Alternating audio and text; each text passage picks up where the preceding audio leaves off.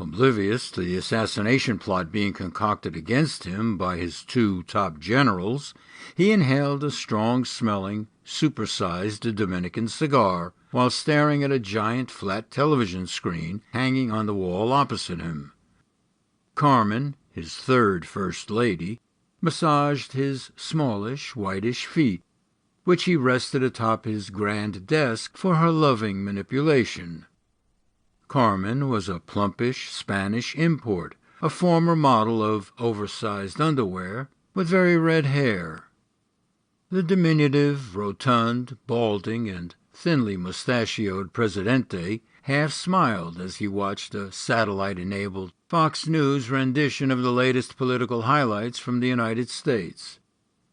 The top of his 4-foot by 8-foot modern mahogany desk was totally devoid of everything except his bare feet, and a shiny brand-new telephone communication console loaded with rows of undesignated buttons.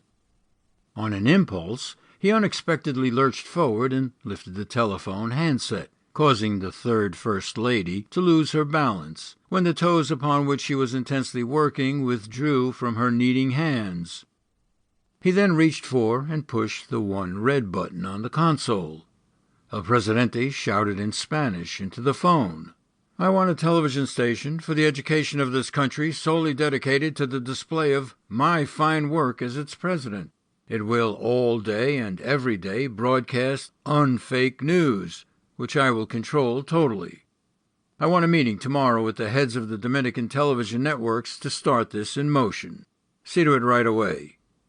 He slammed the phone down on its cradle and replaced his feet on the desk.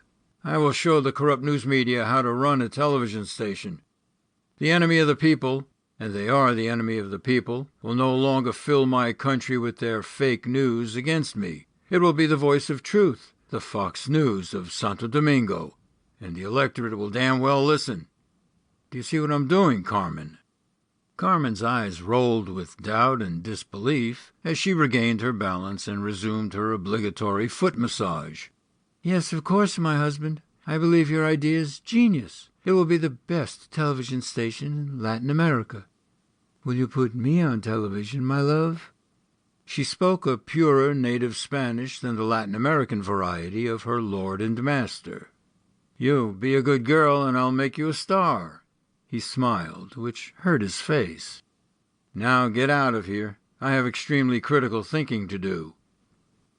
As Presidente Rafael Menterosa Trompero sat in the National Palace dreaming of the creation of his television station, Ari Stern sat in a limousine watching the passing tropical seascape along the highway from Las Americas International Airport to Santo Domingo, the capital city of the Dominican Republic.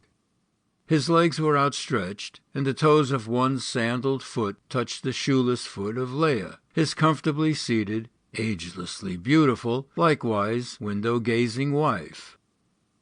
"Why do I feel there are spies peering at me from behind every one of those passing palm trees?" Ari asked Leah and fellow passengers Bruce and Sarah Benson. All four of them, good friends on vacation, sat and stared trance-like out of the gray-tinted windows of the limo as it sped along the miles of unspoiled, sand-colored, palm-lined coast beside a scenic expanse of the deep blue Caribbean Sea. "Because this is a real living and breathing banana republic, though it's actually not a big banana exporter," Bruce remarked.